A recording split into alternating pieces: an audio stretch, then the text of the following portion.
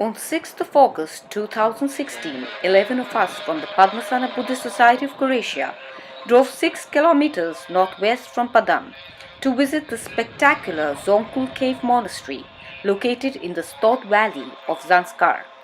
Founded by the great yogi Naropa in the 11th century, it is built like a nest directly on the rock facing the Atang Gorge. At the site of the monastery, our excitement increased. It was here that the great Indian Buddhist yogi Naropa, one of the 84 Mahasiddhas of Vajrayana, is said to have meditated in the 2 caves around which the monastery was developed. Later, Zongkhul flourished under the Zanskari yogi Dupchen Nawang Sereng and has since then been a home to many great meditators like Dupchen Kunga Gyatso, the great Karmapa, and many others.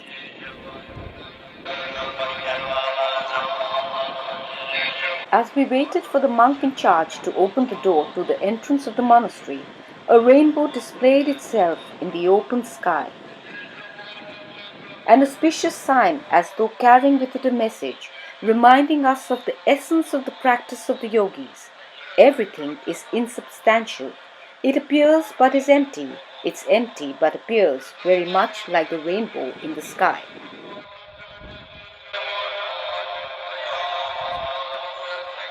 We respected the wish of the monk in charge to avoid any photography to help preserve the old fresks and murals dating back to 300 years, made by the famous scholar painter Zapadoje.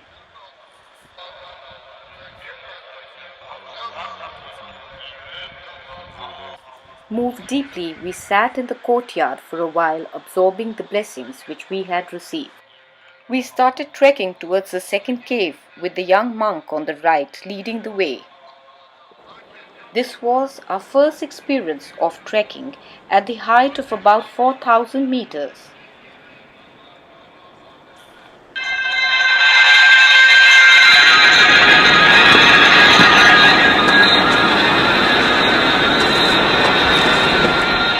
Our lungs had not yet adapted to these heights. Our hearts were beating faster, and we were grasping for breath. Every few steps, and a break was needed.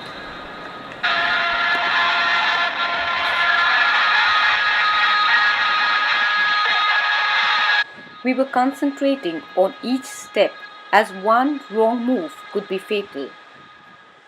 Glancing at the lower cave and our van below, we realized how steep the climb was.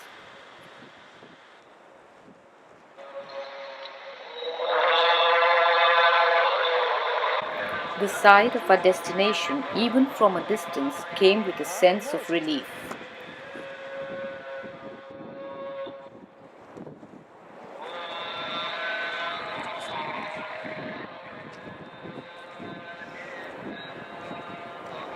As the climb got difficult, we reminded ourselves of the story of how the great yogi Naropa faced 12 minor difficulties to meet his guru, and then 12 major hardships before achieving enlightenment.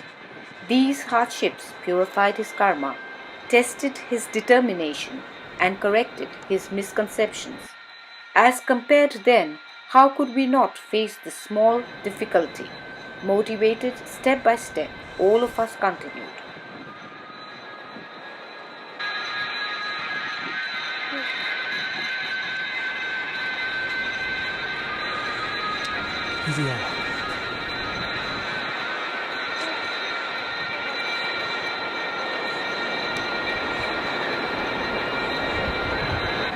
As though the nature served all purposes, the rock provided a natural shelter for the stupa, symbolizing the enlightened mind of the Buddha.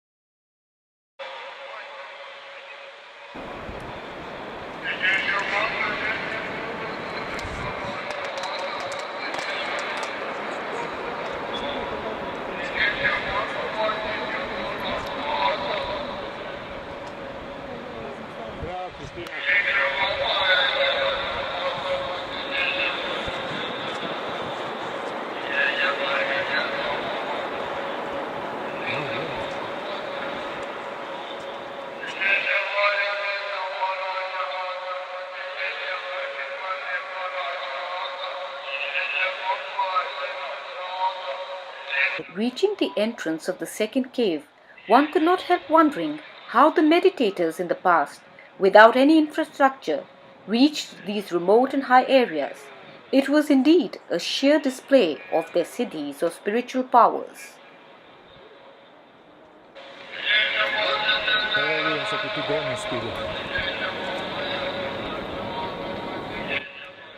Naropa, a lineage holder of the Kagyu tradition, is famous for his teachings of the 6 yogas of Naropa. It is believed that Naropa attained enlightenment in this lifetime. At the moment of his enlightenment, he was offered 6 bone ornaments by the Dakinis who appeared from the sky. Placing coins around Naropa's footprint embedded in the cave, feeling a strong sense of devotion, we sat in the cave, evoking the blessings of the great masters of the Kagyu lineage, Tillo Naro Marpa Mila, and dedicating the merit for the benefit of all, including peace in the world. We descended cautiously. A sense of bliss engulfed us. It was worth our every effort.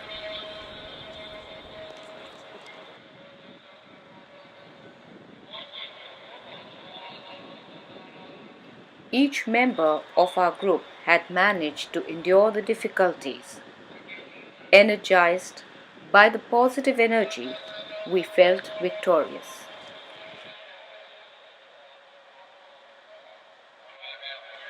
Due to the gusty winds, the roof of the toilet was held firm by heavy rocks placed on it.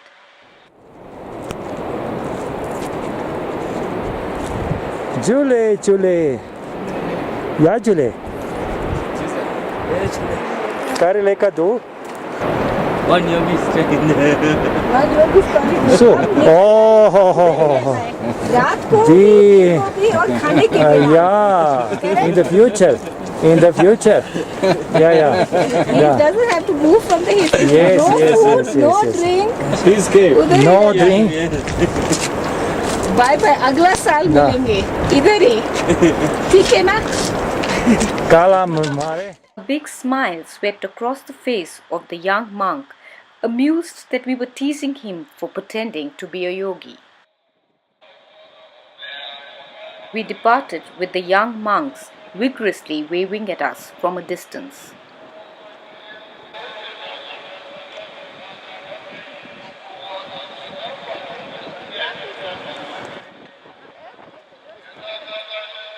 Accompanied by the 2 sons of our driver, we headed for the Sani monastery.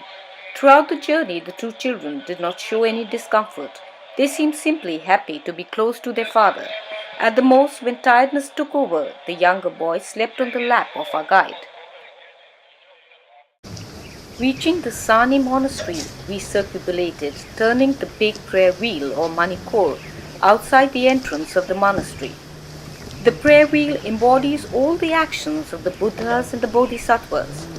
The wheel is filled with hundreds of prayers and mantras, and it is believed that the turning of the wheel or even touching it purifies negative karma and obscurations and brings about equal merit as reciting the number of prayers in the wheel. It also transforms the environment, making it pleasant and peaceful.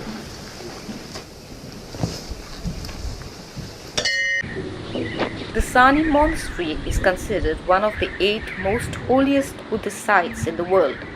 It is one of the oldest religious sites in the region of Ladakh and Zanskar, dating back to the 2nd century. Unlike other monasteries, it is built on low ground and it is in the shape of a palace.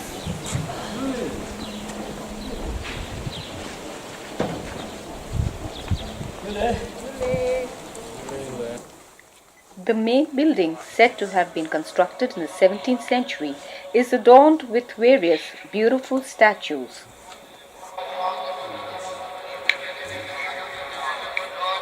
Such as this one, the future Buddha Maitreya, Tara, Shakyamuni Buddha,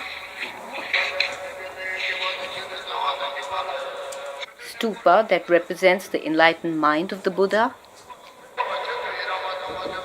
a place where the kanjur and tanjur are kept,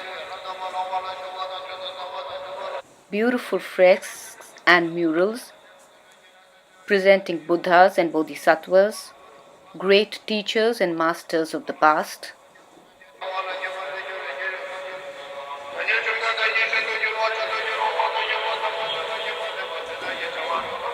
the Guya Samaj deity, an old statue of the thousand-armed Avalokiteshvara, the Chakra Samvara, Hey Vajra, and Kalachakra deity. We spent some time reciting prayers in the big prayer hall, dedicating the prayers for the benefit of all sentient beings. This is the painting of the Wheel of Life, Sipakolo, representing the 12 links of dependent origination, which is one of the fundamental teachings of the Buddha. Prayer wheels lined the corridor leading to the backyard. The wheels also symbolize the turning of the wheel of Dharma. They are always turned clockwise in the direction of the mantra. Standing in the backyard is the famous Kanika Stupa, built by the great Kushan king Ganeshka in the 2nd century.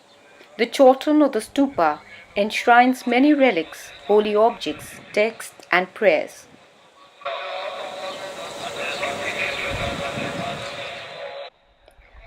After the Buddha's parinirvana, the stupa was the first Buddhist art form symbolizing the Buddha. The stupa symbolizes the enlightened mind of the Buddha. Each of its components represents specific aspects of the path of enlightenment.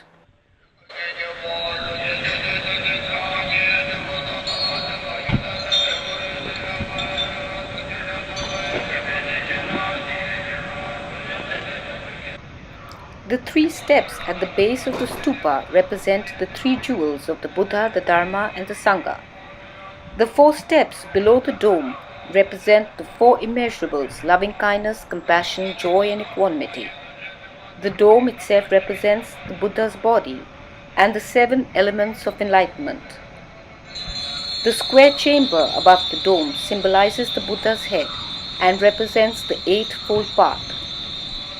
The spire symbolizes the Buddha's crown, representing the Bodhisattva grounds, or the 10 levels of the Mahayana path and the 3 of the highest stages of Vajrayana. The parasol symbolizes compassion, the sun and the moon, the union of wisdom and method.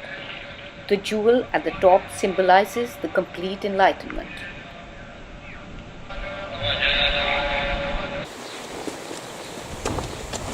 Sad idete, kružite oko stupe.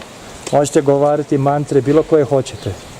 Ili Omarapacana Di, Tarinu mantru, bilo koje mantre.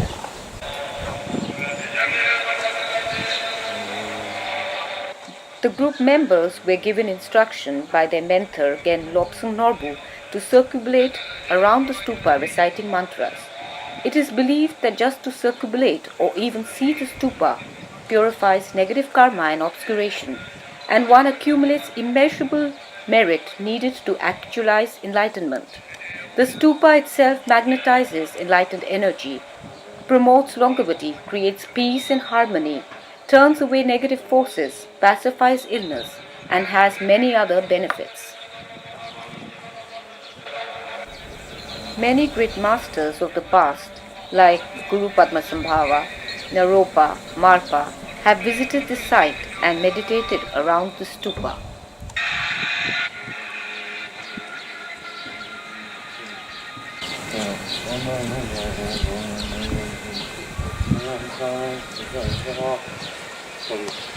The village on the outsides of the monastery is uniquely green, a feast for the eyes in this rather rocky and sandy cold desert.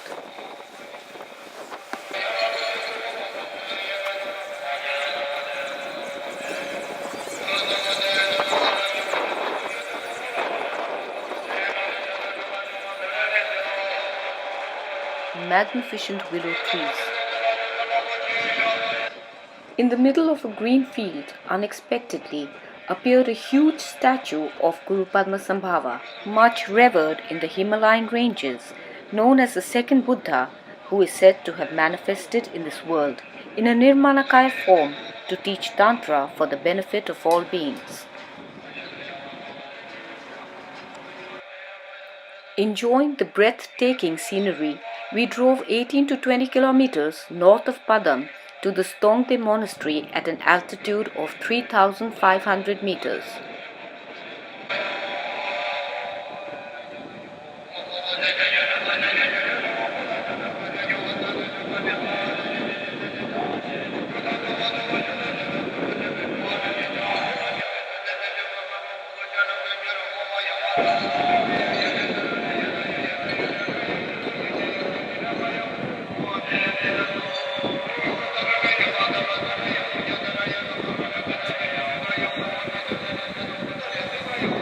Perched on a high rocky cliff, Stongdey offers a spectacular view of the oasis-like valley below, along the bank of the river Zanskar, and a panoramic view of the Zanskar valley.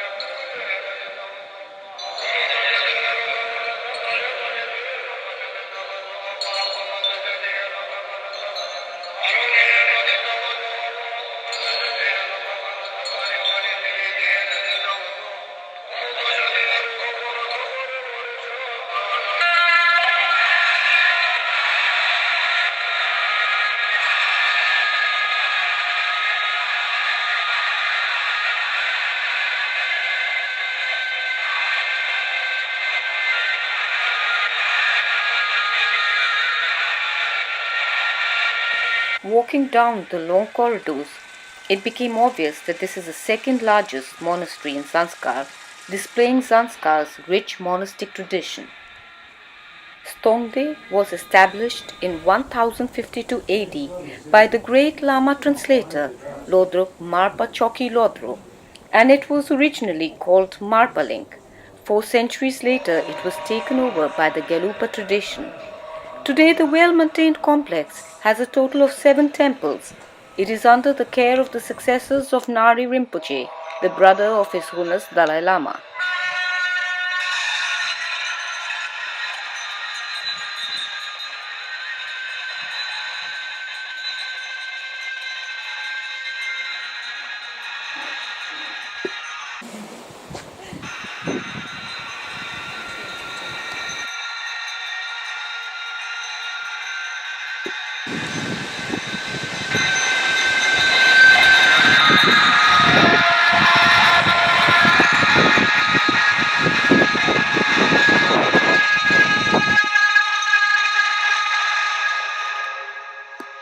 The temple was beautifully decorated with thangkhas. Thangkhas are scroll paintings traditionally made on cloth. This thangkha presents Lotsava Marpa. The rich iconography as well as the colors each have a deep symbolic meaning.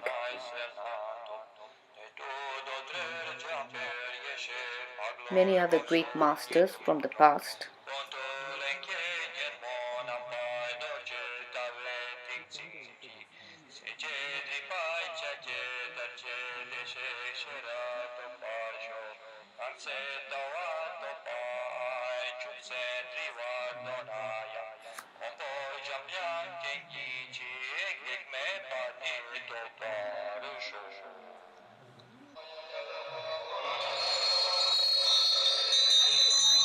A fresque depicting Buddha,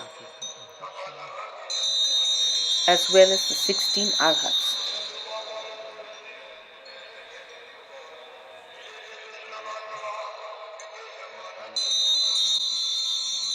A butter lamp symbolically lighted to remove the darkness of ignorance, to shed light to see the truth as it is.